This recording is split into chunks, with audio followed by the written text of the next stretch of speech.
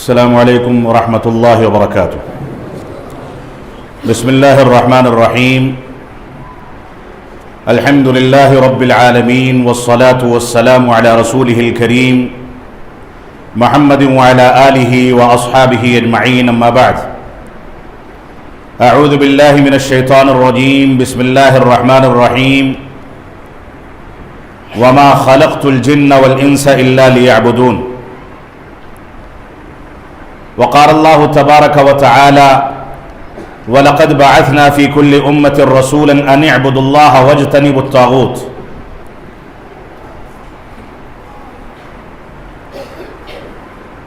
محترم جناب صدر اجلاس،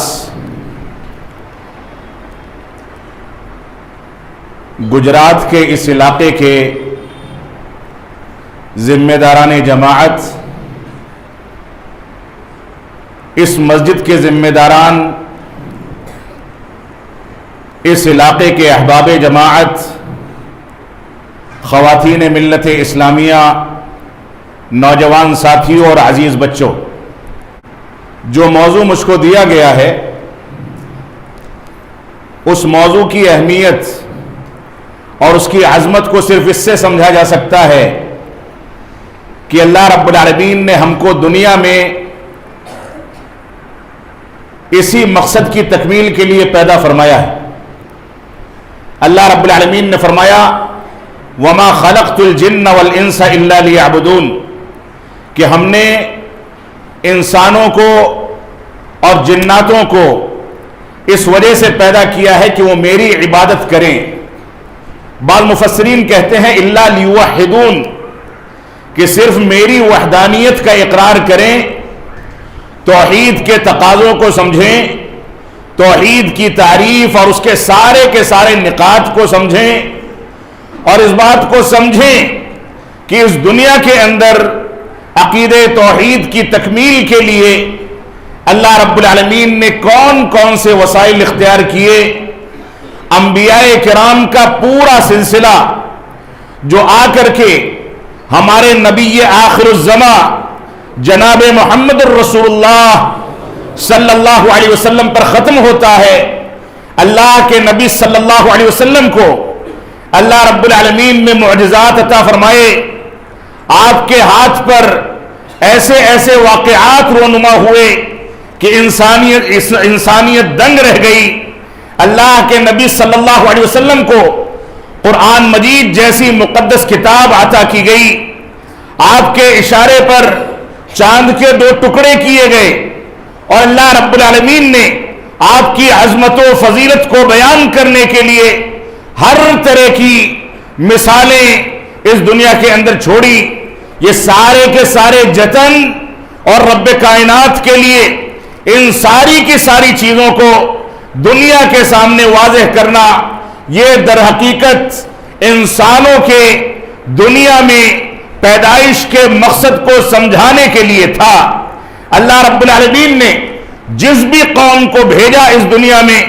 اس قوم کی جانب اس قوم کو ڈرانے والے بھی بھیجے گئے، اس قوم میں کتابیں بھی نازل کی گئی، اس قوم کے اندر انبیاء بھی بھیجے گئے،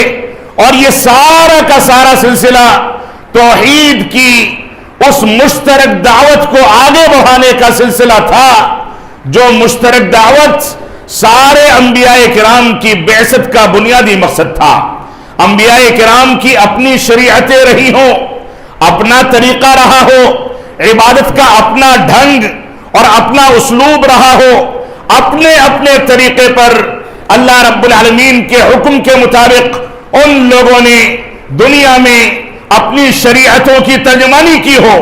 لیکن ایک چیز تھی جو سارے کے سارے انبیاء کرام کے درمیان مشترک تھی، وہ توحید تھی۔ اللہ رب العالمین نے نوح علیہ السلام کو، عیسیٰ علیہ السلام کو، موسیٰ علیہ السلام کو، اور اللہ کے نبی صلی اللہ علیہ وسلم تک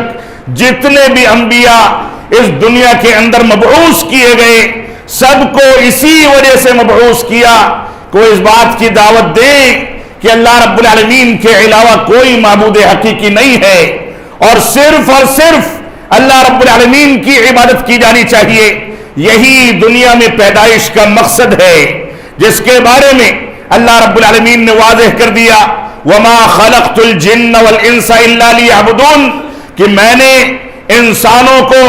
اور جناتوں کو اس وجہ سے پیدا کیا ہے کہ وہ صرف اور صرف میری عبادت کریں، میری توحید کے تقاضوں کو سمجھیں۔ اور اللہ رب العالمین نے فرمایا وَلَقَدْ بَعَثْنَا فِي كُلِّ أُمَّةٍ رَسُولًا أَنِ اعْبُدُوا اللَّهَ وَاجْتَنِبُوا الطَّاغُوتَ، کہ ہم نے ہر امت میں کوئی نہ کوئی نبی بھیجا یا نبی کا وارث بھیجا تاکہ لوگ صرف اور صرف اللہ رب العالمین کی عبادت کریں، وَاجْتَنِبُوا الطَّاغُوتَ، اور طاغوت کی عبادت سے بچیں۔ یہ توحید اور توحید سے متعلق جو موضوع آپ کے سامنے رکھا گیا ہے، اس موضوع کی تمہید میں ہم کو اس بات کو سمجھ لینا چاہیے کہ عقیدہ توحید کس کو کہا جاتا ہے۔ اس کے بالمقابل جو شرکیات اور غلط انداز کے عقائد اختیار کیے جاتے ہیں، ان کی قباحت کیا ہے، ان کی برائی کیا ہے، عقیدہ توحید کی اہمیت کیا ہے، اور عقیدہ توحید کو اپنائے بغیر کامیابی ممکن کیوں نہیں ہے، یہ ایک بنیادی سوال ہے جس سوال کے جواب کو آپ سن لیں، سمجھ لیں کہ عقیدہ توحید کس کو کہتے ہیں۔ عقیدہ توحید در حقیقت توحید ربوبیت، توحید الوہیت، توحید اسماء و صفات، ان تینوں کے تینوں چیزوں کو صحابہ کرام کے طرز پر سمجھنا، صحابہ کرام نے جس انداز سے ان چیزوں کی صراحت اور وضاحت فرمائی ہے، اس طریقے پر توحید کو سمجھنا یہ بنیادی مسئلہ ہے۔ آج کے دور میں ایک شخص قبر کا مجاور بن کر کے بیٹھ جائے، قبروں پر پھول اور چادر چڑھائے، قبروں پر تعمیرات کرے، قبر والوں سے منتیں مانگے، اپنے بزرگوں کو مشکل کشا اور حاجت روا کہے، اس کے باوجود وہ یہ کہتا ہے کہ میں اہل توحید میں سے ہوں، میں توحید کو ماننے والا ہوں، یہ جھوٹا اور کذاب ہے۔ اور آپ شیخ الاسلام علامہ ثناء اللہ امرتسری رحمت اللہ علیہ کے اس واقعے کو سن کر کے چلیں تاکہ آپ سمجھ سکیں کہ توحید کا مقام کیا ہے اور اہل توحید کا کس انداز سے ٹھٹھا اڑایا جاتا ہے،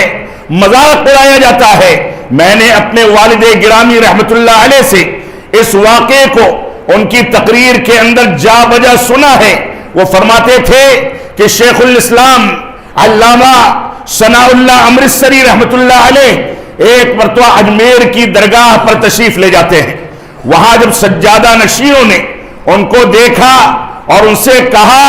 کہ مولانا آپ تو وہابڑوں کے اور وہابیوں کے مولوی ہیں، آپ یہاں مزار پر آ کر کے کیا کر رہے ہیں؟ تو انہوں نے فرمایا کہ میں آیا ہوں تماشائے شرک کرنے، دیکھنے آیا ہوں کہ تم لوگ کیسے شرک کو انجام دیتے ہو، دیکھنے آیا ہوں کہ تم لوگ کیسے اللہ رب العالمین کی ربوبیت میں، اس کی الوہیت میں اور اس کے اسماء و صفات میں شرک باللہ کا ارتکاب کر کے دنیا کا سب سے خبیث ترین گناہ انجام دیتے ہو۔ تو وہ ہنستا ہے، ٹھٹا لگاتا ہے اور کہتا ہے کہ آپ بڑے سیدھے مولوی ہیں، آپ کو کیا پتا یہاں تو توحید ہی توحید ہے، یہاں تو معین الدین اجمیری چشتی کے ساتھ اللہ رب العالمین کو بھی شریک نہیں کیا جاتا ہے، یہاں صرف معین الدین چشتی کی عبادت ہوتی ہے، اللہ رب العالمین کو بھی ان کی عبادت میں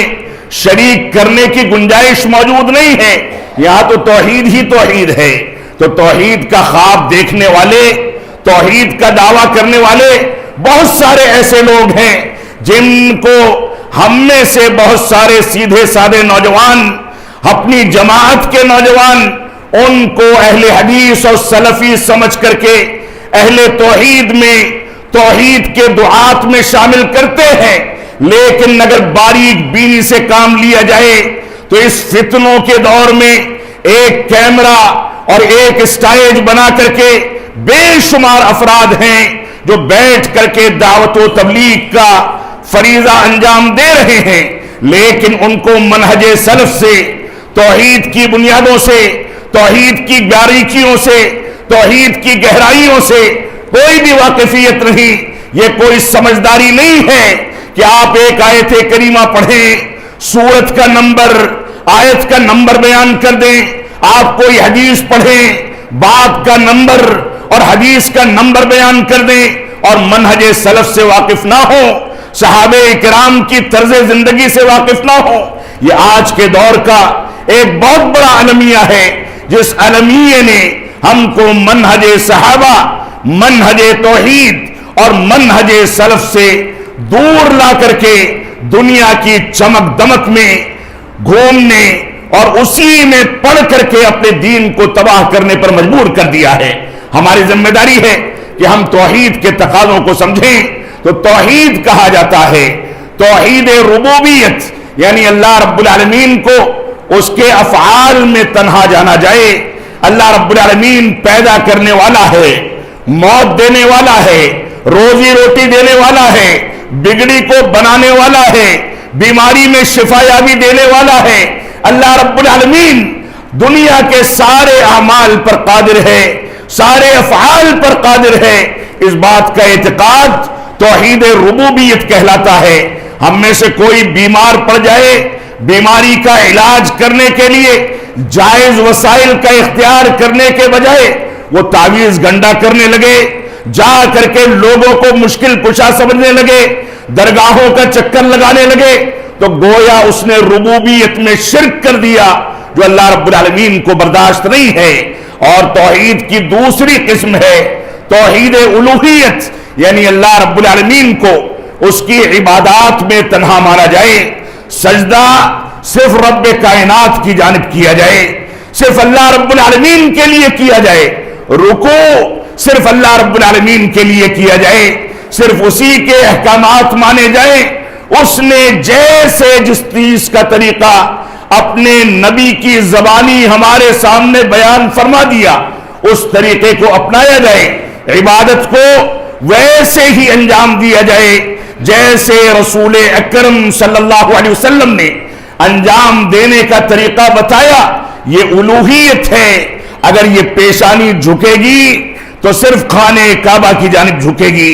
کسی قبر کی جانب، کسی شخصیت کی جانب جھک کر کے ہاتھ ملانا،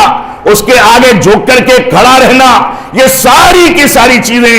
عقیدہ توحید کے خلاف ہیں۔ ہماری یہ ذمہ داری ہے کہ اس رب کے آگے ہم جھکیں جس رب نے ہم کو حقیر پانی کے ذریعے پیدا کیا، وہ رب جو رب اتنا زیادہ قادر ہے کہ وہ جانتا ہے کہ ایک جرثومہ جو لاکھوں جرثومے میں مرد کے اور عورت کے نطفے کے اندر پنپنا ہے، وہ کون سا جرثومہ ہے، باقی فوت ہونے ہیں، ضائع ہونے ہیں، وہ رب کائنات جانتا ہے کہ انسان کی تخلیق میں خون کا لوتھڑا، گوشت کا لوتھڑا، بچے کی شکل، بچے کی پیدائش کے بعد بچے کی بھوک اور پیاس کے لحاظ سے اس کی ماں کی چھاتیوں میں دودھ پیدا ہونے کی صلاحیت، اس کے گھر کے کاروبار کو چلانے کے لیے اس کے باپ کے اندر صلاحیتیں پیدا کرنا، جب انسان پانی چاہے تو پانی مل جائے، جب کھانا چاہے تو کھانا مل جائے، جب چلنا چاہے تو پیر حرکت کرے، جب بولنا چاہے تو زبان حرکت میں آ جائے، جب دیکھنا چاہے تو اس کی آنکھیں ایکٹیو ہو جائیں، جب پکڑنا چاہے تو ہاتھ کام کرنے لگے، جب سوچنا چاہے تو دل و دماغ حرکت میں آ جائیں۔ اتنا توانا جسم، اتنی بڑی صلاحیتیں یہ اللہ رب العالمین کی پیدا کی ہوئی ہیں، لہذا عبادت کے قابل صرف وہی رب کائنات ہے۔ دنیا کا کوئی ڈاکٹر، دنیا کا کوئی پیر و ولی، دنیا کا کوئی مفتی، دنیا کا کوئی عالم رب کائنات کے افعال میں یا اس کی عبادات میں اس کا شریک نہیں ہو سکتا۔ تو توحید الوہیت یہ ہے کہ ہم اللہ رب العالمین کو اس کی عبادات میں تنہا مانیں۔ کوئی شخص اللہ رب العالمین کی عبادات میں کسی غیر کو شریک ٹھہرانے لگے، جا کر کے قبروں پر سجدہ کرنے لگے، غیر اللہ سے منتیں مانگنے لگے، اللہ رب العالمین کے علاوہ کسی سے دعائیں کرے، روزی روٹی نہیں ملتی تو جا کر کے کسی کا چکر لگائے، اولاد پیدا نہیں ہوتی تو بیویوں کو دوسروں کے حوالے کر کے اس بات کی امید رکھے کہ اس کے یہاں اولاد پیدا ہو جائے گی۔ اللہ کی قسم، یہ رب کائنات کی قدرت کے اوپر باقاعدہ وار ہے، اللہ رب العالمین اس کو پسند نہیں فرماتا۔ تو اللہ رب العالمین کی ربوبیت ہو یا اس کی الوہیت ہو، ان چیزوں میں صرف اور صرف اللہ رب العالمین کے افعال اور اللہ رب العالمین کی عبادات کو اس کے ساتھ خاص کرنا، یہ توحید کی دو بنیادی چیزیں ہیں جن کو سمجھ کر کے ہمیں چلنا ہوگا۔ اسی طریقے سے توحید کی تیسری قسم یہ ہے کہ انسان اسماء و صفات کو سمجھے، اللہ رب العالمین کے اچھے اچھے نام اور اس کی صفتیں جو قرآن مجید اور صحیح سنت کے اندر وارد ہوئے ہیں، ان چیزوں کو اللہ رب العالمین کی شان کے مطابق ان کا اقرار کرے، اس کی شان کے مطابق ان کو تسلیم کرے، اور اللہ رب العالمین کی شان کے مطابق اس کی صفات کو سمجھے، اور اس کی صفات میں نہ کسی چیز کی کیفیت بیان کرے، نہ کسی چیز سے مشابہت دے، نہ کسی چیز کی مثال بیان کرے، نہ کسی صفت کا انکار کرے، نہ ان کی تعطیل کرے۔ دنیا کے اندر مسلمانوں کے درمیان اہل کلام کے جتنے فرقے وجود میں آئے، جو لوگ بھی عقیدے میں اہل سنت والجماعت کے مخالف ہوئے، جن لوگوں کے خلاف محدثین کو، علماء حق کو اپنی پوری زندگی اسلام کے دفاع میں اور ان کی غلطیوں کو واضح کرنے میں کھپانی پڑی اور صرف کرنی پڑی، یہ اہل کلام کے سارے فرقے کہیں ربوبیت میں، کہیں الوہیت میں، اور بالخصوص اسماء و صفات میں اللہ رب العالمین کی صفات کا کہیں انکار کرتے ہیں، کہیں اس کی مثال بیان کرتے ہیں، کہیں بندوں کی صفات سے اللہ رب العالمین کی صفات کو مشابہ قرار دیتے ہیں، اور کہیں اس کی کیفیت بیان کرتے ہیں، اور کہیں یہ کہتے ہیں کہ اگر ہم اللہ رب العالمین کی صفت کا اقرار کریں گے تو بندوں سے اس کی مشابہت یا اس کی کیفیت لازم آئے گی، لہذا وہ سرے سے صفات کا انکار کر دیتے ہیں۔ یہ اسماء و صفات ہے۔ آج کے دور میں چاہے رافضہ ہوں، ماتریدیہ ہوں، مشبہہ ہوں، معطلہ ہوں، ممثلہ ہوں، اور جتنے بھی فرقے ہیں یا ان سے مربوط جو دوسرے مشہور فرق گزرے ہیں، یہ سارے کے سارے فرق چاہے خوارج ہوں یا جو بھی ہوں، یہ سارے کے سارے فرق ان بنیادوں پر، اہل سنت والجماعت کی بنیادوں پر عمل نہ کر کے ان کا انکار کرتے ہیں، غلط انداز کے عقائد کو اختیار کرتے ہیں۔ لہذا ہماری یہ ذمہ داری ہے کہ ہم اس بات کو سمجھیں کہ قرآن و سنت کا مفہوم کیا ہے، اس کا تقاضا کیا ہے، منہج صحابہ کا تقاضا کیا ہے۔ تو اسماء و صفات کے اندر اللہ رب العالمین کی صفتوں کو اس کی شان کے مطابق لیس کمثلہ شیء وہو السمیع البصیر، اس آیت کریمہ کو سامنے رکھتے ہوئے سمجھنا کہ اللہ رب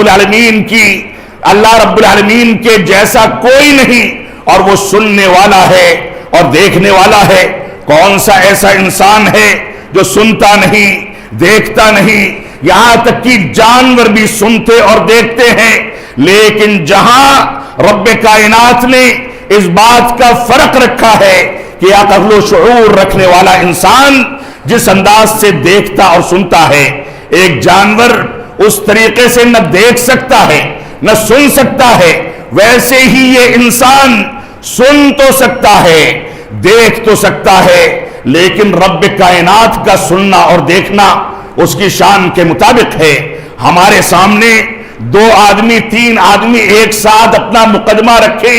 اپنی باتیں رکھیں، اپنی گفتگو کریں، تھوڑی دیر میں انسان ولولے میں آ کر کے اور غصے میں آ کر کے لوگوں کو خاموش کر دے گا۔ یہ کان سن سکتا ہے، لیکن 2 لوگ 3 لوگ ایک ساتھ بولیں تو سمجھ نہیں سکتا۔ یہ آنکھیں دیکھ سکتی ہیں، لیکن دیوار کے پیچھے کیا ہے، اس جگہ پر کیا ہے، دوسرے ملک میں کیا ہے، اس بات کو دیکھ نہیں سکتی۔ تو اللہ رب العالمین کا دیکھنا اور سننا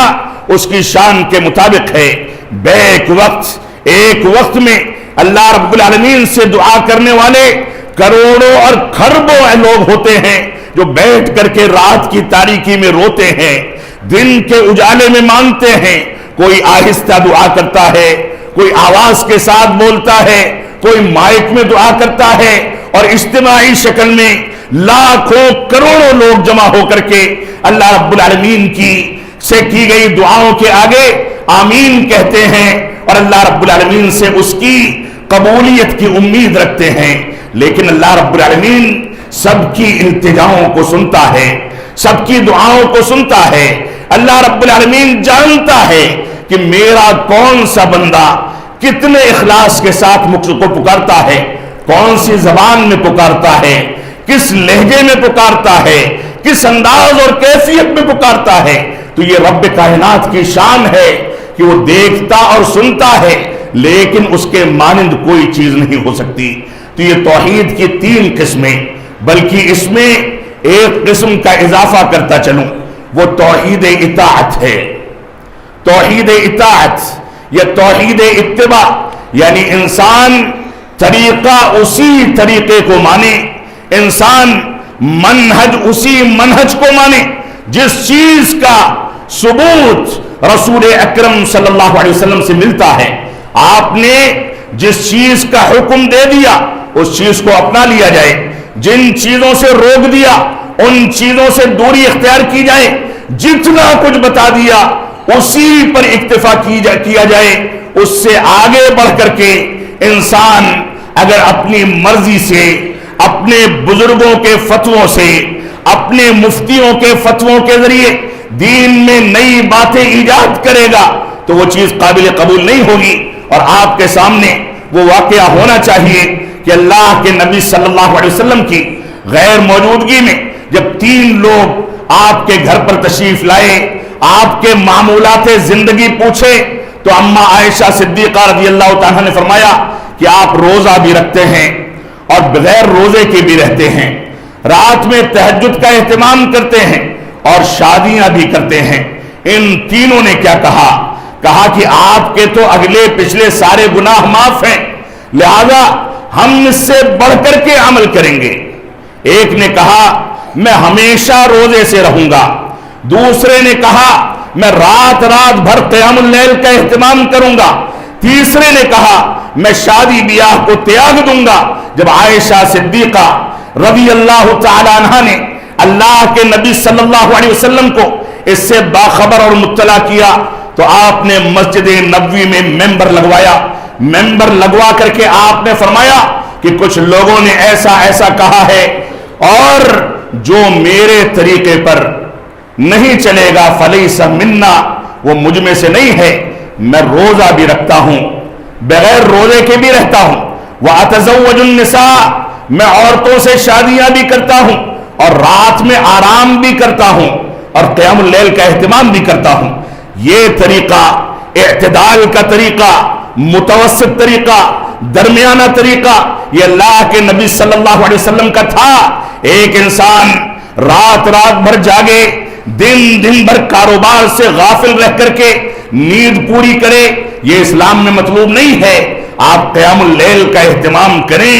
لیکن آرام بھی کریں. آپ روزہ رکھیں لیکن جسم کو تقویت پہنچانے کے لیے کبھی کبھار کھانے پینے کا اہتمام کرتے رہیں اور روزے کو نظر انداز کر دیں. آپ عورتوں سے شادی کریں تاکہ آپ کی تربیت کے نتیجے میں نئی نسل جو پیدا ہو وہ نئی نسل اسلام کے سپہ سالار بنے، نکل کر کے مسجدوں کو قائم کرے، قرآن و سنت کے پیغام کو عام کرے. یہ آپ کی ذمہ داری ہے، یہ انسانی زندگی کا حصہ ہے. لہذا توحید اتباع اور توحید اطاعت یہ ہماری بنیادی چیز ہے کہ اللہ کے نبی صلی اللہ علیہ وسلم نے جس بات کا حکم دے دیا اس کو اپنا لیا جائے، جن چیزوں سے روک دیا ان چیزوں سے رک جایا جائے، اور عبادت کا جو طریقہ بتا دیا اسی طریقے کے مطابق اللہ کے نبی صلی اللہ علیہ وسلم نے جو طریقہ بتایا ہے عین اسی طریقے پر اللہ رب العالمین کی عبادت کو انجام دیا جائے. یہ توحید اتباع ہے. اگر انسان نکل کر کے کسی دوسرے کے طریقے کو اپنا لے، اللہ کے نبی صلی اللہ علیہ وسلم کے طریقے سے ٹکراؤ پیدا ہو جائے، تو امام مالک رحمت اللہ علیہ کا وہ قول ہمارے سامنے ہونا چاہیے، من ابتدع فی الاسلام بدعۃ، यराहा हसनतन फकद ज़अमा अन्न रसूल सल्लल्लाहु अलैहि वसल्लम क़द खान लिअन्न अल्लाह यक़ूल अल-यौम अकमलतु लकुम दीनकुम व अतममतु अलैकुम निअमती व रज़ीतु लकुमुल इस्लाम दीना। फरमाया अल्लाह के नबी सल्लल्लाहु अलैहि वसल्लम की पूरी तर्ज जिंदगी, सहाबे किराम की जिंदगी के पूरे खाके को सामने रखते हुए इमाम मालिक रहमतुल्लाह अलैह फरमाते हैं, जिसने दीन के नाम पर कोई नई बात ईजाद कर ली और उसको वो सवाब की नियत से अंजाम देता है, फक़द ज़अमा अन्न रसूल सल्लल्लाहु अलैहि वसल्लम क़द खान, तो गोया वो ये इत्तिहाम लगाता है नऊज़ु बिल्लाह मिन ज़ालिक कि अल्लाह के नबी सल्लल्लाहु अलैहि वसल्लम ने खयानत की है, क्योंकि अल्लाह के नबी सल्लल्लाहु अलैहि वसल्लम ने अपने दीन को मुकम्मल कर दिया। अल्लाह रब्बुल आलमीन ने इरशाद फरमाया अल यौम अकमलतु लकुम दीनकुम व अतममतु अलैकुम निअमती, हमने आज तुम्हारे ऊपर तुम्हारे दीन को मुकम्मल कर दिया, अपनी नेमतों को तमाम कर दिया और तुम्हारे लिए दीन इस्लाम जो रसूल अकरम सल्लल्लाहु अलैहि वसल्लम पर नाजिल हुआ है उसको पसंदीदा दीन करार दिया। और इसी आयत करीमा के नुज़ूल के मौके से अल्लाह के नबी सल्लल्लाहु अलैहि वसल्लम ने हज्जतुल वदा में सहाबे किराम को गवाह बना करके पूछा था कि क्या मैंने दीन इस्लाम की अमानत तुम लोगों तक पहुंचा दी? क्या मैंने दीन इस्लाम की अमानत तुम लोगों तक पहुंचा दी? क्या मैंने दीन इस्लाम की के हक की अदायगी कर दी? सारे के सारे सहाबे किराम ने एक जबान होकर के कहा कि हाँ अल्लाह के नबी सल्लल्लाहु अलैहि वसल्लम आपने दीन का हक अदा कर दिया,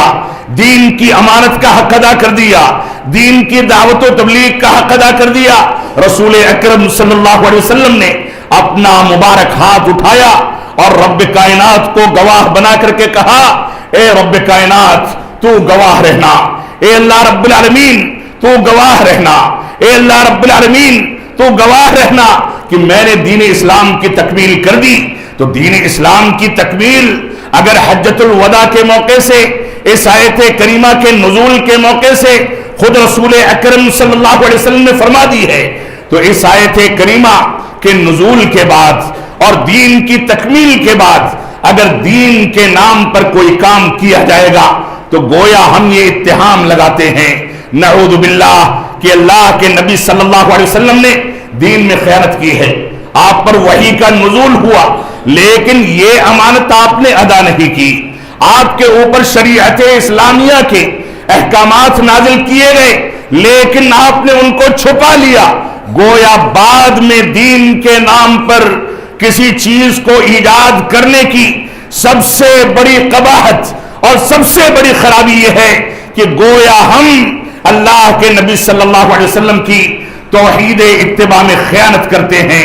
और आपके ऊपर खयानत का इत्तिहाम लगाते हैं जो अल्लाह रब्बुल आलमीन को किसी भी सूरत में बर्दाश्त नहीं हो सकता। तो अल्लाह रब्बुल आलमीन का फरमान है इन्नल्लाह ला यग़फिरु अन युश्रक बिही व यग़फिरु मा दून ज़ालिका लिमन यशा व मन युश्रिक बिल्लाहि फ़क़द ज़ल्ल ज़लालन मुबीना। अल्लाह रब्बुल आलमीन ने फरमाया कि अल्लाह रब्बुल आलमीन दुनिया के सारे गुनाहों को माफ कर देता है लेकिन इस बात को किसी भी सूरत में माफ नहीं फरमाता कि इंसान अल्लाह रब्बुल आलमीन के साथ किसी को शरीक ठहराए, चाहे उसकी रुबूबियत में, चाहे उसकी उलूहियत में, चाहे उसके अस्मा व सिफात में और चाहे उसके नबी की पैरवी और इत्तिबा में, ये इल्म रखते हुए कि नबी ने उसके मुफ्ती और उसके इमाम के खिलाफ कोई बात कही है या उसका मुफ्ती और इमाम नबी के दस्तूर के खिलाफ फैसला करता है, ये इत्तिकाद रखते हुए अगर किसी ने तकलीद शख्सी की बुनियाद पर रसूल अकरम सल्लल्लाहु अलैहि वसल्लम की बात को साबित होने के बावजूद नकार दिया तो गोया उसने अल्लाह के नबी सल्लल्लाहु अलैहि वसल्लम पर जो उन आपके हुकूक हैं उन हुकूक को नकार दिया। तो अल्लाह रब्बुल आलमीन ने फरमाया कि अल्लाह रब्बुल आलमीन इस बात को कतअन माफ नहीं फरमाएगा कि इंसान रब्ब कायनात के साथ किसी को शरीक ठहराए, उसके अलावा जिसको चाहे वो माफ कर दे। شرک پر مرنے والا مخلد فی النار ہے، اللہ رب العالمین کے ساتھ شریک ٹھہرانے والا ہمیشہ ہمیشہ جہنم میں رہے گا، اس کا حشر کفار و مشرکین کے ساتھ ہوگا۔ ایسے شخص کی اگر موت اس کے اسی اعتقاد پر ہوتی ہے تو معافی کا کوئی امکان نہیں ہے، جنت میں جانے کا کوئی امکان نہیں ہے۔ اس وجہ سے اس دنیا کے اندر ہم کو توحید کی اہمیت کو، توحید کے تقاضوں کو سمجھنا ہوگا۔ یہ توحید کیا ہے؟ توحید کی اتنی تاکید کیوں کی گئی؟ توحید کے لیے یا توحید کے مشن کی تکمیل کے لیے سارے کے سارے انبیاء کرام کو مبعوث کیا گیا، علماء کو ان کا وارث بنایا گیا۔ توحید کے مشن کی تکمیل کے لیے صحابہ کرام نے بھوک اور پیاس کو برداشت کر لیا۔ بلال حبشی کی پیر میں بیڑیاں ڈالی گئیں، ان کے آقاؤں نے ان کو گھسیٹا، آل یاسر کو ستایا گیا، ان کے انگاروں پر لٹایا گیا، ان کو قتل کیا گیا، ان کے پیچھے اوباش لگائے گئے۔ خود رسول اکرم صلی اللہ علیہ وسلم نے جب توحید کی دعوت کا اظہار اور اعلان کیا تو طائف کے لوگوں نے آپ کو لہو لہان کر دیا۔ روایات میں ملتا ہے کہ ان کے اوپر پتھروں سے بارش کرتے تھے، آپ کے مبارک جوتوں کے اندر آپ کا خون جم جایا کرتا تھا، اتنا خون بہتا تھا۔ یہ توحید کی دعوت کے نتیجے میں اللہ رب العالمین نے ان لوگوں کو آزمایا تھا، اور اس کے باوجود جب آل یاسر آ کر کے اللہ کے نبی صلی اللہ علیہ وسلم سے سوال کرتے تھے، آپ سے مدد طلب کرتے تھے، پوچھتے تھے اور کہتے تھے کہ ہمارے ساتھ ایسا وتیرہ اختیار کیا جاتا ہے، تو آپ فرماتے تھے صبرا یا آل یاسر ان موعدنا الجنہ، کہ اے آل یاسر تم صبر سے کام لو، ہمارا جو وعدہ ہے وہ جنت میں ملاقات کا وعدہ ہے۔ یہ آل یاسر جن کے سامنے اللہ کے نبی صلی اللہ علیہ وسلم نے یہاں تک فرمایا، صحیح بخاری کی روایت ہے کہ ماضی کی قوموں کو دیکھ لو، ان امتوں کو دیکھ لو، جب ان کے انبیاء کے ماننے والوں نے توحید کا اعلان کیا تو ان کے دشمنوں نے، اس دور کے کفار و مشرکین نے جلاد پن کا یہ ثبوت دیا کہ ان کے جسموں کو جیتے جی دو ٹکڑوں میں آری سے چیر کر کے دو ٹکڑوں میں تقسیم کر دیا۔ صورتحال یہ تھی کہ لوہے کی کنگھیوں سے جیتے جی ان کا گوشت نوچ لیا جاتا تھا، ہڈیاں نظر آتی تھی۔ اور ابھی ماضی قریب تک اہل سنت والجماعت کے افریقہ کے ممالک میں اور دوسرے ممالک میں ایسے علماء گزرے ہیں جن کے اوپر دعوت حق کے نتیجے میں اتنا زیادہ ابتلا و آزمائش کے پہاڑ ٹوٹے کہ وہاں کے دشمنوں نے چونا کچا گڈھے کے اندر ڈال کر کے اس میں پانی ڈالا اور ان کو اس کے اندر پھینک دیا۔ یہ ماضی قریب تک کے واقعات ہیں۔ ہمارے علماء کو اسی ہندوستان کی سرزمین پر انگریزوں کے ظلم و استبداد کا، کون سے ظلم و استبداد کی کون سی قسم کا سامنا نہیں کرنا پڑا۔ ہمارے علماء صادق پور نے، علماء اہل حدیث نے جس انداز سے قربانیاں اسی توحید کے قیام کے لیے، توحید کی دعوت و تبلیغ کے نتیجے میں مسجد کے محرابوں اور ممبروں سے توحید کی تعلیم دینے کے نتیجے میں جس انداز سے ابتلا و آزمائش کا سامنا کیا، بتایا جاتا ہے کہ 3-3 4-4 میٹر کے کمروں میں، جس میں نہ بیت الخلا ہوتا تھا نہ نہانے کے لیے حمام ہوتے تھے، اس میں کئی لوگوں کو جمع کر کے قید و بند کی زندگی گزارنے پر مجبور کیا جاتا تھا۔ اسی میں استنجا اور قضاء حاجت سے فراغت حاصل کرنی ہے۔ اور کھانے میں وہ کہتے ہیں، تذکرہ صادقہ کے اندر آپ کتابوں کو اٹھا کر کے دیکھیں، کہتے ہیں کہ ان لوگوں کو کھانے کے لیے جو روٹیاں دی جاتی تھی، وہ روٹیاں بال، مٹی اور آٹے سے ملا کر کے، آٹے کو گوندھ کر اس کی روٹیاں بنائی جاتی تھی، اور ساتھ میں جو سبزی ہوتی تھی اس کے ساگ کو ارک کر کے ساگ کا ڈنٹھل ابال کر کے دے دیا جاتا تھا کہ اس کو کھا کر کے زندگی گزاریں۔ تو معمولی آزمائشیں نہیں ہیں۔ اور میں جماعت کے اپنے غیور نوجوانوں سے، جماعت کے احباب سے اس بات کی اپیل کرنا چاہوں گا کہ سیاست میں، اتار چڑھاؤ میں، رنگینیوں میں، چمک دمک میں، فضول خرچیوں میں، پیسے کے سلسلے میں، اسراف و تبذیر میں منہج سلف سے الگ ہٹ کر کے ایسے لوگوں کو سننے میں جو لوگ نہ عالم دین ہیں، نہ قرآن و سنت کی دقتوں سے اور باریکیوں سے واقف ہیں، نہ منہج صحابہ سے واقف ہیں، اس میں اپنے وقت کو تباہ نہ کریں، بلکہ قرآن و سنت کے مطابق منہج صحابہ کی تشریح اور توضیح کے مطابق اپنی زندگی کو ڈھالیں۔ یہ اللہ رب العالمین کا فضل و کرم ہے کہ پنکھے چلتی اور اے سی چلتی مسجدیں ہم کو ملتی ہیں، آرام کے ساتھ ہم قیام اللیل کا اہتمام کر سکتے ہیں، آرام کے ساتھ ہم صلاۃ فجر میں حاضری دے سکتے ہیں۔ اللہ رب العالمین نے ہر شخص کو ایسے آلات دیے ہیں جب چاہے اڑ جائے، لیکن فلائٹ پکڑنی ہو، ٹرین پکڑنی ہو، آپ رات بھر نہ سوئے ہوں تو بھی وہاں پہنچیں گے، لیکن رب کائنات کے حکم کے مطابق ایک بیچارہ مؤذن جو ہمارے علاقے کا سب سے مظلوم انسان ہوتا ہے، وہ آ کر کے حی علی الصلاۃ، حی علی الفلاح کی صدائیں بلند کرے اور فجر کی نمازوں میں ہماری جماعت کی مسجدیں بھی ویران پڑی رہیں۔ یہ افسوس کا مقام ہے۔ ہماری ذمہ داری ہے کہ ہم رسول اکرم صلی اللہ علیہ وسلم کی شریعت کے مقام کو سمجھیں، آپ کے احکامات کو سمجھیں، آپ نے جس انداز سے زندگی گزارنے کا حکم دیا اسی انداز سے زندگی گزاری جائے، اور اس بات کو سمجھ لیں کہ توحید کا تقاضا یہ بھی ہے کہ ہم 5 وقتہ نمازیں با جماعت مسجد میں آ کر کے، مسجد میں حاضری دے کر کے ادا کریں۔ یہ بھی توحید کا تقاضا ہے کہ ہمارا اخلاقی سسٹم اور اخلاقیات، ایک دوسرے سے لین دین، میل جول، رہن سہن،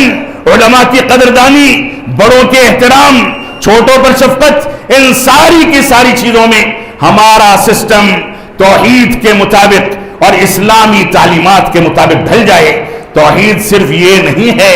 کہ آپ قبر پر نہ جا کر کے یہ اعلان کر دیں کہ ہم قبر پرستی نہیں کرتے۔ توحید صرف یہ نہیں ہے کہ آپ یہ کہیں کہ ہم پکی قبریں نہیں بناتے، قبروں پر چادریں نہیں چڑھاتے، قبر والوں سے منتیں نہیں مانگتے، قبروں پر گلوکوشی نہیں کرتے، قبروں کے اوپر تعمیرات نہیں کرتے، قبروں پر گنبد نہیں بناتے، قبر والوں سے دعائیں نہیں کرتے۔ معاف فرمائیں گے، یہ توحید کا بنیادی حصہ ہے، لیکن توحید کے تقاضے یہ بھی ہیں کہ جہاں اللہ اکبر کی صدائیں آپ کے کان میں پڑیں، کاروبار کو خیر بات کہہ دیا جائے۔ جہاں اللہ اکبر کی صدائیں آپ کے کان میں گونجیں، اللہ رب العالمین کی توحید کے تنفیذ کے لیے مسجدوں کو قال اللہ اور قال الرسول کی صداؤں سے بلند کر دیا جائے۔ توحید کا تقاضا یہ بھی ہے کہ ہم میں سے جو بچہ 7 سال کا ہو جائے اس کو مسجد لانے کی سعی کی جائے، اس کی اسلامی تربیت کی جائے۔ 10 سال کا ہونے کے باوجود اگرچہ اس کے اوپر نماز واجب نہیں ہوئی ہے، پھر بھی نماز نہیں پڑھتا تو اس کو سزا دی جائے، اس کے ساتھ سختی کی جائے۔ یہ سارے کے سارے تقاضے اسی توحید کے ہیں۔ یہ بڑا آسان ہے، بڑا آسان ہے۔ معاذ بن جبل رضی اللہ تعالیٰ عنہ کی حدیث کو سامنے رکھیں کہ انہوں نے اللہ کے نبی صلی اللہ علیہ وسلم سے کہا کہ مجھ کو جنت میں جانے کا طریقہ بتا دیں۔ اللہ کے نبی صلی اللہ علیہ وسلم نے کلمہ توحید کے تقاضوں پر عمل کرنے کا حکم دیا۔ فرمایا اس بات کی گواہی دو کہ اللہ رب العالمین کے علاوہ کوئی معبود حقیقی نہیں، اور محمد صلی اللہ علیہ وسلم اللہ رب العالمین کے نبی اور اس کے رسول ہیں، اس کے بندے ہیں۔ انہوں نے فرمایا اے اللہ کے نبی صلی اللہ علیہ وسلم افلا ابشر الناس، کہ کیا میں لوگوں کو اس کی بشارت نہ سنا دوں؟ آپ نے فرمایا لا تبشرہم فیتکلوا، ان کو بشارت نہ سناؤ ورنہ اسی پر توکل کر کے بیٹھ جائیں گے۔ آج کے دور میں اسی کلمے پر توکل کر کے بیٹھنے والی اگر کوئی قوم اور جماعت ہے تو ہماری جماعت ہے۔ نمازوں کی پابندی نہ کریں پھر بھی جنت کے ٹھیکیدار ہم ہیں، اور ایک دوسرے کے حقوق کو ماریں، ایک دوسرے کو جائیداد سے محروم کریں، وراثت کی اسلام کے طریقے کے مطابق تقسیم نہ کریں، جب بولیں تو گالیاں دیں، جب استعمال کریں تو بیڑی سگریٹ بھی پئیں، اس کی حرمت کے باوجود اس کے قریب جائیں، جب من چاہے شادی بیاہ میں فضول خرچی کر دیں، جب من چاہے برادری کے تعصب کو اپنی زندگی میں جگہ دے دے، جب من چاہے کسی عالم دین کی توہین کر کے اس کو مسجد سے رخصت کر دیں، جب من چاہے تو مؤذن اور امام کی توہین کر دیں، اس کے باوجود ہم یہ سمجھتے ہیں کہ ہم جنت کے ٹھیکیدار ہیں کیونکہ ہم اہل توحید میں سے ہیں، ہم اہل حدیث ہیں۔ معاف فرمائیں گے، یہ اتنا آسان نہیں ہے۔ اللہ کے نبی صلی اللہ علیہ وسلم کے عہد مبارک میں اللہ کے نبی صلی اللہ علیہ وسلم کی کیفیت دیکھیں۔ آپ بھوکے رہتے تھے، پیاسے رہتے تھے، لیکن دین پر آنچ آ جائے اس بات کو گوارا نہیں کرتے تھے۔ بعض تاریخی روایات میں ملتا ہے کہ عمر بن خطاب رضی اللہ عنہ رات کی تنہائی میں جب خلیفہ بنے تو اپنے ہاتھ کو، اپنے پیروں کو نوچ نوچ کر کے پوچھتے تھے کہ اے عمر، تو نے قیامت کے لیے کون سی تیاری کی ہے؟ قیامت کے دن کیا جواب دے گا؟ تیری رعایا میں ایسا ہوتا ہے، ویسا ہوتا ہے۔ یہ مسئولیت تھی۔ آج کے دور میں جس کو منصب مل جائے، جس کو عہدہ مل جائے، جو کسی پوسٹ پر قائم ہو جائے، جس کے پاس اختیارات آ جائیں، وہ اپنے خاندانوں کو، اپنی شخصیت کو، اپنے مال و دولت کو، اپنے گھرانے کو، اپنے متعلقین کو جس حد تک نوازنے کی کوشش کرتا ہے، معاف فرمائیں گے یہ امانت میں خیانت ہے۔ تو بات کہیں سے کہیں نکل گئی، لیکن حقیقت یہ ہے کہ توحید کا تقاضا یہ ہے کہ ہم ہر چیز کے اندر توحید کے تقاضوں کو سمجھیں، اسلام میں مکمل طریقے سے داخل ہو جائیں۔ اور اللہ کے نبی صلی اللہ علیہ وسلم نے اسی وجہ سے فرمایا تھا، جب ایک صحابی رسول نے پوچھا کہ اللہ کے نبی صلی اللہ علیہ وسلم مجھ کو کوئی ایسا کلمہ بتا دیں جس کی بنیاد پر میں جنت کا مستحق بن جاؤں، میں مکمل اسلام میں داخل ہو جاؤں، تو آپ نے فرمایا قل آمنت باللہ ثم استقم، کہو کہ میں اللہ رب العالمین پر ایمان لایا، پھر اسی پر جم جاؤ، استقامت حاصل کر لو۔ یہ استقامت نہیں ہے کہ سردی بڑھے تو ہیٹر تاپتے تاپتے صلاۃ فجر فوت ہو جائے۔ معاف فرمائیں گے، یہ استقامت نہیں ہے کہ دوسروں کے اوپر تبصرہ کرنا ہو تو ہر طرح کے تبصرے کیے جائیں، اور خود کسی چیز کو انجام دینا ہو تو اس کی تعویل کر لی جائے۔ یہ اسلام اور استقامت نہیں ہے کہ ہم اپنی مرضی سے اپنے اسلام اور اپنے دین کو اپنی گھر کی لونڈی بنا کر کے جیسے چاہے گھماتے رہیں، دوسروں پر پڑے تو فتوی بازی ہو، خود پر پڑے تو غور و تدبر کیے بغیر انسان اس کی توجیہ و تعویل کر کے آگے نکل جائے۔ معاف فرمائیں گے، یہ استقامت کا تقاضا نہیں ہے۔ تو ہماری یہ ذمہ داری ہے کہ ہم دین پر مکمل طریقے سے جم کر کے استقامت حاصل کریں۔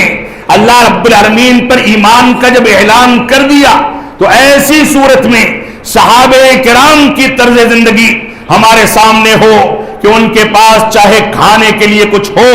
نہ ہو، پہننے اور اوڑھنے کے لیے کچھ ہو نہ ہو، لیکن دین کے نام پر کسی انداز کا کوئی تفرقہ پیدا کرے،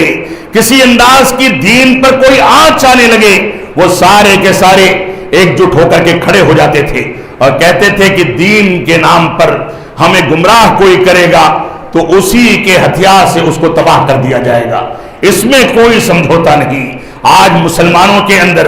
اور اپنی جماعت کے اندر یہ غیرت اگر اپنے منہج کی نہیں پیدا ہوتی، توحید کی نہیں پیدا ہوتی، تو معاف فرمائیں گے ہم کامیاب نہیں ہو سکتے۔ تو عقیدے توحید کے بغیر کامیابی ممکن نہیں ہے۔ شیخ الاسلام علامہ ابن تیمیہ رحمۃ اللہ علیہ کا ایک مقولہ ذکر کر کے میں اصل موضوع پر آؤں گا، اور بات لمبی ہو گئی تمہید کی شکل میں، اس کے لیے معذرت خواہ ہوں۔ شیخ الاسلام علامہ ابن تیمیہ رحمۃ اللہ علیہ فرماتے ہیں لا شیء احب الی اللہ من التوحید ولا شیء ابغض الی اللہ الیہ من الشرک۔ فرمایا کہ اللہ رب العالمین کے نزدیک توحید سے زیادہ محبوب کوئی چیز نہیں، اور شرک سے زیادہ مبغوض اور بری کوئی چیز نہیں۔ اور اس کے بعد فرماتے ہیں وَكَثْرَةُ الذُّنُوبِ مَعَ صِحَّةِ التَّوْحِيدِ، اگر گناہ انسان نے زیادہ کیے ہیں بشری تقاضے سے، کبھی کبھار کبائر میں بھی داخل ہو جاتا ہے، لیکن شرک سے بچتا ہے، توحید پر قائم ہے، تو کثرت ذنوب، گناہ زیادہ ہوں تو بھی توحید اگر درست ہے اور صحیح سالم ہے تو تھوڑے بہت گناہوں کے ساتھ شرک کے راستے پر چلنے سے وہ کہیں زیادہ بہتر ہے. شرک کے راستے پر چلنے سے کہیں زیادہ بہتر ہے، کیونکہ انسان کتنے بھی اعمال صالحہ کو انجام دے دے، اگر اس کا عقیدہ درست نہیں ہے، وہ توحید کے مطابق زندگی نہیں گزارتا، توحید کے تقاضوں پر نہیں چلتا، تو اس کا عمل قابل قبول ہی نہیں ہے. اللہ رب العالمین اس کو رادے درگاہ کر دے گا. اللہ رب العالمین اس کے اعمال کو مردود سمجھے گا، کیونکہ اعمال کی قبولیت کے لیے دو بنیادی شرطیں ہیں. ایک یہ کہ انسان کسی عبادت کو اللہ رب العالمین کے اخلاص کے لیے انجام دے، اللہ رب العالمین کی رضامندی کے لیے انجام دے، اللہ رب العالمین کی خوشنودی کے لیے انجام دے. اور اسی طریقے سے دوسری بنیادی شرط یہ ہے کہ انسان اس عبادت کو رسول اکرم صلی اللہ علیہ وسلم کے طریقے کے مطابق انجام دے. ان میں سے ایک شرط اگر فوت ہوتی ہے تو اس کی عبادت مردود ہے، قابل قبول نہیں ہے. اس وجہ سے ہم کو توحید کے مقام اور اس کی اہمیت کو سمجھنا ہوگا. توحید کے مقام کو سمجھنا ہے تو اللہ کے نبی صلی اللہ علیہ وسلم کی ان روایات کو دیکھیں کہ اللہ کے نبی صلی اللہ علیہ وسلم نے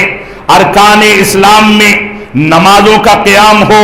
اور دوسری عبادات کو انجام دینا ہو، بالخصوص حج بیت اللہ کو انجام دینا ہو،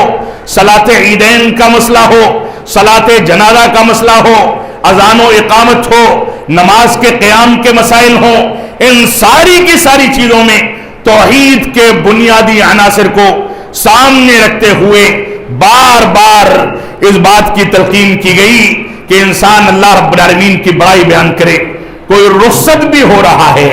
جنازے کی نماز بھی ہے، تو وہاں پر بھی تکبیرات زوائد کے ذریعے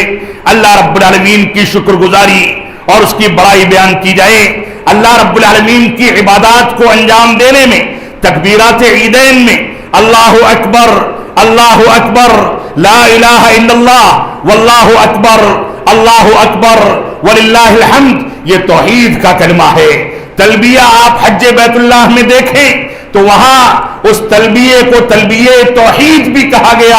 جابر رضی اللہ تعالیٰ عنہ کی روایت کے اندر فرمایا لبیک اللہم لبیک لبیک لا شریک لک لبیک ان الحمد والنعمت لک والملک لا شریک لک. اے رب کائنات میں حاضر ہوں، اے رب کائنات میں حاضر ہوں، اے رب کائنات میں اس بات کی گواہی دیتا ہوں کہ تیرا کوئی شریک نہیں. میں حاضر ہوں اور میں اس بات کی گواہی دیتا ہوں کہ تیرے ساتھ کوئی شریک نہیں ہو سکتا. وہاں ایک انداز کا لباس، ایک انداز کی عبادت، ایک ہی خانے کعبہ کا طواف اور صفا اور مروہ کی سعی، رب کائنات کی تکبیرات کو بلند کرتے ہوئے شیطان کو رسوا کرنا، میدان عرفات میں، منی میں، مزدلفہ میں سفید لباس کے اندر چلچلاتی دھوپ یا رات کی تاریکی میں ایک جگہ سے دوسری جگہ پر جانا، یہ ساری کی ساری چیزیں اور ساتھ میں تلبیہ کو پکارتے رہنا، یہ ساری کی ساری دعوت توحید ہے. تو عبادات کے اندر توحید کا مستقل طور سے مقام ہے. اگر کوئی شخص آ کر کے اللہ رب العالمین کے کلمات کے بجائے کسی دوسرے کی بڑائی بیان کرے، کسی دوسرے کا تلبیہ پڑھے، کسی دوسرے کی تعریف کرے، تو معاف فرمائیں گے یہ عبادتیں بھی فضول ہیں، یہ اعمال صالحہ بھی رائگاں ہیں اور مردود ہیں. یہ طریقے رسول کے مطابق انجام دیے جائیں، یہ ہماری ذمہ داری ہے. تو ارکان اسلام میں توحید کے بے شمار مظاہر موجود ہیں. قرآن مجید کو آپ پڑھ لیں، سورہ اخلاص کو 1/3 قرآن قرار دیا گیا. کس وجہ سے؟ کیونکہ قرآن مجید کے اندر جو چند موضوعات پر گفتگو کی جاتی ہے اس میں سے بنیادی چیز جو عقیدہ توحید کا مظہر ہے وہ سورہ اخلاص کے اندر اللہ رب العالمین نے بیان کر دیا. لیکن بدقسمتی کیا ہے؟ بدقسمتی یہ ہے کہ آج مسلمانوں کی جانب منسوب بے شمار مکاتب فکر اور بے شمار فرقے ایسے ہیں جو کلمہ توحید کی شرح و تفسیر کے اندر بھی اہل سنت والجماعت سے اختلاف کرتے ہیں۔ لا الہ الا اللہ اس کا معنی صحابہ کرام کی شرح و تفسیر اور اسلاف امت کی شرح و تفسیر کے مطابق لا معبود بحق الا اللہ ہونا چاہیے کہ اللہ رب العالمین کے علاوہ کوئی معبود حقیقی نہیں۔ لیکن ہم میں سے کسی مکتب فکر اور عقیدے کو ماننے والے نے لا حاکم الا اللہ، لا غالب الا اللہ اور اس انداز کی شرح و تفسیر کر کے کلمہ توحید کی بنیاد ہی پر ایسی قدغن لگائی ہے کہ جب بنیاد میں غلط انداز کا بیج بویا جائے گا، کفر و الحاد کا، منافقت کا، شرک و بدعت کا بیج بویا جائے گا تو درخت پر اگنے والے پھل اور نکلنے والے پتے یہ نقصان دہ پیدا ہوں گے، زہر آلود پیدا ہوں گے۔ لیکن اگر بیج عقیدے توحید کا منہج صافی کی بنیاد پر دنیا کی آلائشوں سے اس کو پاک و صاف کر کے صحابہ کرام اور منہج سلف کے مطابق اس بیج کا انتخاب کیا گیا تو اس سے اٹھنے والا جو درخت ہوگا اس درخت کی مثال محمد الرسول اللہ والذین معہ اشداء علی الکفار رحماء بینہم تراہم رکعا سجدا یبتغون فضلا من اللہ ورضوانا سیماہم فی وجوہہم من اثر السجود ذالک مثلہم فی التوراۃ۔ اس آیت کریمہ کو سامنے رکھیں، میں اس تفصیل میں نہیں جانا چاہتا۔ تو حقیقت یہ ہے کہ عقید توحید ہر چیز کے اندر موجود ہے۔ آپ عبادات کو انجام دیں، معاملات کریں، ایک دوسرے سے لین دین کریں، اگر رب کائنات کی بڑائی، اس کی عظمت، اس کے دین کی پاکیزگی، اس کے دین کے تقاضوں کو لین دین میں، معاملات میں، شادی بیاہ میں، کاروبار میں، پیسہ کمانے میں، اٹھنے بیٹھنے میں، پانی پینے اور کھانا کھانے میں، چلنے پھرنے میں، گاڑی گھوڑے خریدنے میں، معاملات کرنے میں، سفر کرنے میں، کسی بھی چیز میں اگر رب کائنات کی عظمت اور اس کی بڑائی کے تصور کو نکال کر کے کوئی کام انجام دیا جاتا ہے تو وہ کام مردود ہے، بے برکت ہے، اس کام کے اندر برکت پیدا نہیں ہو سکتی۔ لہذا توحید کا تقاضا یہ ہے کہ ہم اسلام کے اندر یا دنیاوی کاموں کو انجام دینے میں ہر چیز میں رب کائنات کی رضامندی کو، اس کے اخلاص کو تلاش کریں، اللہ کے نبی صلی اللہ علیہ وسلم کے طریقے کے مطابق ان کاموں کو انجام دینے کی سعی کی جائے، جستجو کی جائے، یہ ہماری بنیادی ذمہ داری ہے۔ تو ارکان اسلام میں،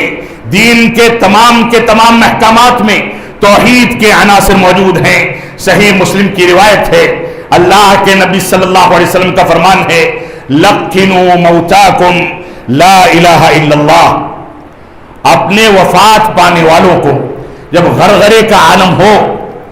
اور تم کو یقین ہو جائے کہ اس دنیا سے رخصت ہونے والا ہے تو اس کے سامنے کھڑے ہو کر کے اس کو لا الہ الا اللہ کی تلقین کرو۔ یہ کلمہ توحید ہے۔ ایک شخص اس دنیا سے فوت ہو رہا ہے، ہو سکتا ہے اپنے بچوں کو وصیت کرنا چاہے، ہو سکتا ہے اپنے جائیداد کے بارے میں تفسیر و شرح کرنا چاہتا ہو سکتا ہے کسی سے معافی تلافی کرنا چاہتا ہو سکتا ہے کچھ معاملات کی وضاحت کرنا چاہتا ہو، لیکن آخری وقت میں اللہ کے نبی صلی اللہ علیہ وسلم نے فرمایا کہ نہیں، اب اس کو لا الہ الا اللہ کی تلقین کی جائے۔ یہ توحید کی عظمت ہے، توحید کا مقام ہے کہ اس دنیا سے انسان رخصت ہو رہا ہے، اس کے بیوی بچے، اس کے خاندان کے لوگ آئی سی یو کے باہر کھڑے ہیں، اس کے پلنگ کی چاروں جانب گھیرا بنا کر کے ان کی آنکھوں سے آنسو جاری ہوتا ہے، لیکن اس موقع سے بھی اگر کسی کو یاد کرنا ہے تو توحید کے کلمے کی تلقین کر کے رب کائنات کو یاد کرنا ہے۔ یہ توحید کا مقام اور اس کی عظمت ہے۔ اللہ کے نبی صلی اللہ علیہ وسلم نے فرمایا کل مولود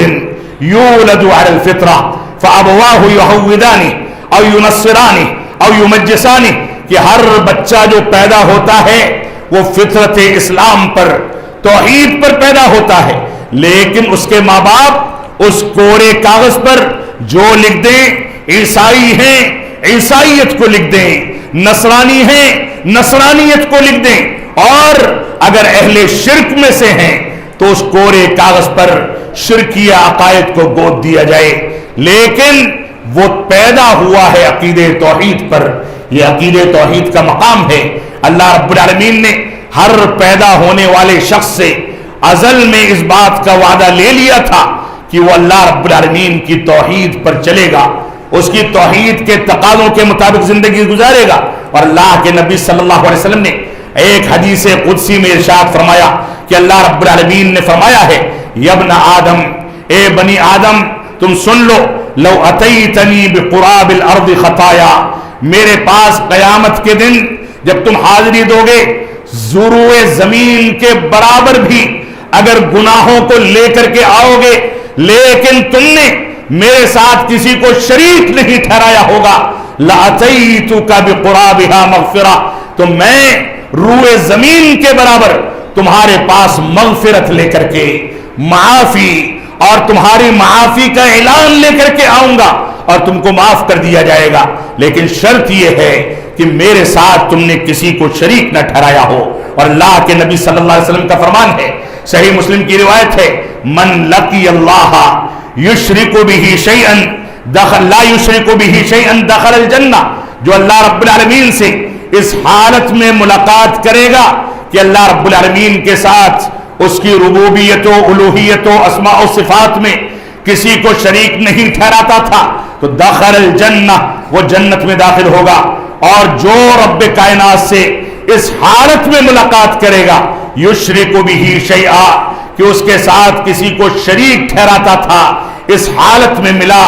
دخل النار، تو وہ دوزخی ہے۔ اللہ رب العالمین نے بہت اچھی مثال دے کر کے قرآن مجید میں فرمایا،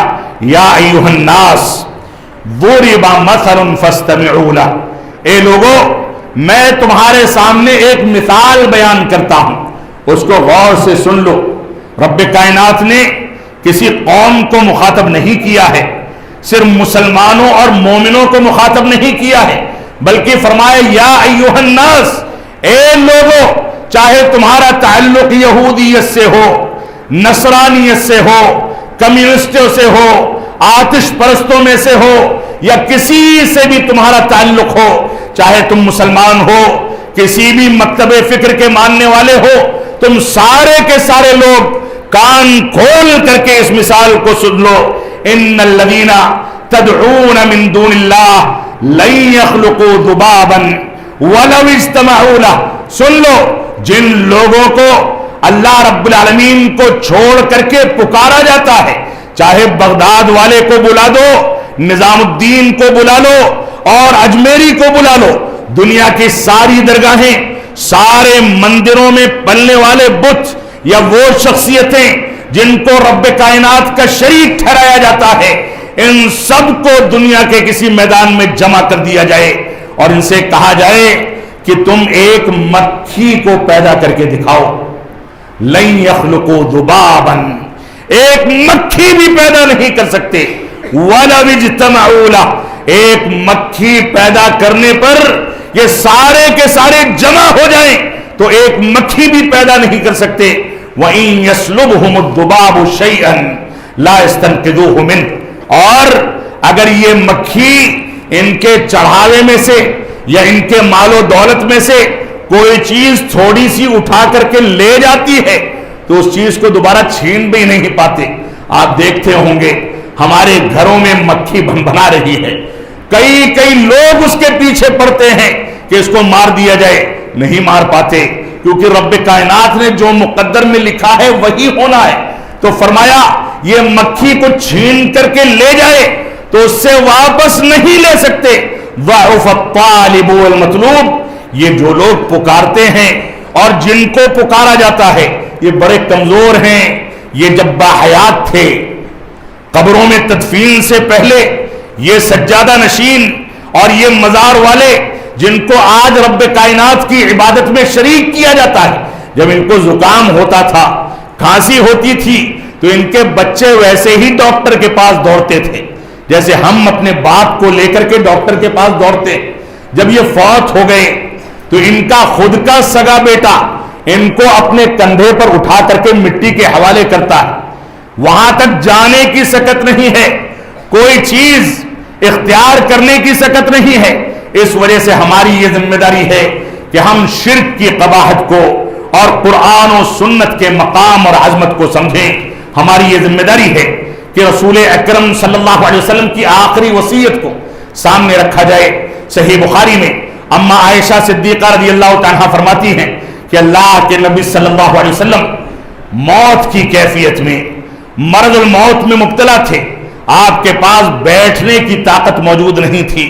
مسجد تک دو لوگ کندھا دے کر کے لے جا کر کے مصلی پر بیٹھاتے تھے۔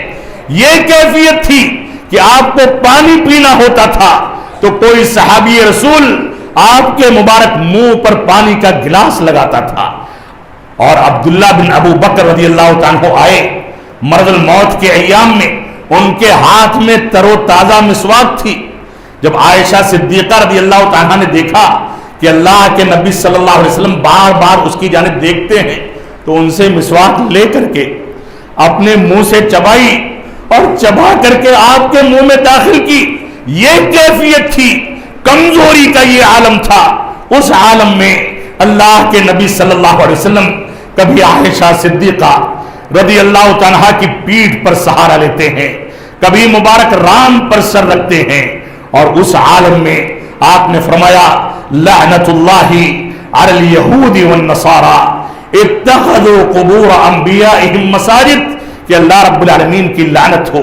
یہودیوں پر، اللہ رب العالمین کی لعنت ہو نصرانیوں پر، جنہوں نے اپنے انبیاء کی قبروں کو سجدہ گاہ بنا لیا۔ تم لوگ سن لو، خبردار میری قبر کو عید نہ بنانا، میری قبر پر سجدے نہ کرنا، میری قبر کو مقدس سمجھ کر کے اس پر آ کر کے عبادات کو انجام نہ دینا۔ سن لو، جو سب سے بدترین قوم اس دنیا کے اندر گزری ہے وہ رب کائنات کے ساتھ شریک ٹھہرانے والی قوم ہے۔ لہذا مسلمان ان چیزوں کو سمجھیں، توحید کی اہمیت کو سمجھیں، اور اللہ رب العالمین نے قرآن مجید میں اور رسول اکرم صلی اللہ علیہ وسلم نے اپنی مبارک احادیث کے اندر جو کچھ ذکر کر دیا اس کے مطابق مسلمان زندگی گزاریں، یہ ہماری ذمہ داری ہے۔ تو عقید توحید وہ عقیدہ ہے جس کے بغیر کامیابی ممکن نہیں ہو سکتی۔ کیوں نہیں ہو سکتی؟ کیونکہ اسی عقید توحید کی تنفیذ کے لیے اللہ رب العالمین نے وما خلقت الجن والانس الا لیعبدون فرما کر کے ہمارے مقصد حیات کو واضح کر دیا کہ ہم نے دنیا میں انسانوں کو اور جناتوں کو محض اپنی عبادت کے لیے پیدا کیا ہے۔ عقید توحید کے بغیر کامیابی کیوں ممکن نہیں ہے؟ کیونکہ قرآن مجید اپنی ابتدا سے لے کر کے اپنی انتہا تک بار بار اس بات کا حکم دیتا ہے کہ اللہ رب العالمین کے ساتھ کسی کو شریک نہ ٹھہراؤ، صرف اللہ رب العالمین کی عبادت کرو۔ عقید توحید کے بغیر کامیابی ممکن کیوں نہیں ہے کہ اس دنیا کے اندر انبیاء کرام کے مقدس سلسلے کو مبعوث کرنے اور بھیجنے کا بنیادی مقصد یہ تھا کہ اس دنیا میں عقید توحید کو واضح کر دیا جائے۔ سارے انبیاء جب دنیا میں آئے اور قوموں سے، مشرکوں سے، دشمنان اسلام سے ان کا سامنا ہوا تو عقید توحید کی بنیاد پر ان کو آزمائشوں کا، تکلیفوں کا سامنا کرنا پڑا۔ تو انبیاء کرام کی بعثت کا مقصد، جن کی بعثت کے لیے اس دنیا کے اندر دنیا کے سسٹم کو بنایا گیا، اس دنیا میں آسمانی کتابوں کا نزول کیا گیا، اس دنیا میں قرآن و سنت کی وضاحت کے لیے علماء کرام کے سلسلے کو بھیجا گیا، اس دنیا میں اللہ رب العالمین نے محدثین کو پیدا کیا کہ شریعت اسلامیہ کی تدوین کا کام کریں، عقید توحید کی تدوین کا کام کریں۔ بڑے بڑے علماء آئے اور گزر گئے، یہ سارا کا سارا سلسلہ اسی توحید اور توحید کے تقاضوں کی تکمیل کے لیے تھا۔ اس وجہ سے بھی عقید توحید کے بغیر انسان کی کامیابی ممکن نہیں ہے۔ اللہ رب العالمین ہم کو قرآن و سنت کے مطابق زندگی گزارنے کی توفیق عطا فرمائے۔ اللہ رب العالمین ہم کو اس بات کی توفیق عطا فرمائے کہ ہم قرآن و سنت کے مطابق چلیں، قرآن و سنت کے تقاضوں کو سمجھیں، عقیدے توحید کے تقاضوں کو سمجھیں۔ اللہ رب العالمین ہم کو اس بات کی توفیق عطا فرمائے کہ منہج سلف کے مطابق اور ہمارے اسلاف نے اور جماعت کے بڑے علماء نے عقیدے توحید پر جو بحثیں لکھی، جو شروحات پیش کی، جو کیفیت بیان کی، جس کے لیے اپنی پوری زندگی قربان کر دی، ان چیزوں کو سمجھ کر کے اللہ رب العالمین ہم کو اس بات کی توفیق عطا فرمائے کہ ہم اس کے مطابق زندگی کو ڈھالیں۔ اللہ رب العالمین کی اسی توحید کا تقاضا ہے کہ ہمارے ذہنوں سے بڑوں کی ناقدری نکال دی جائے۔ اسی عقیدے توحید کا تقاضا ہے کہ ہم آپسی انتشار اور دنیا داری سے توبہ کر کے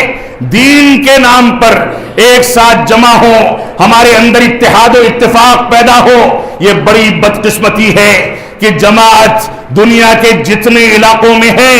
اتنے دھڑوں میں بڑھتی چلی جا رہی ہے۔ کوئی اپنے عمرا کی قدر نہیں کرتا،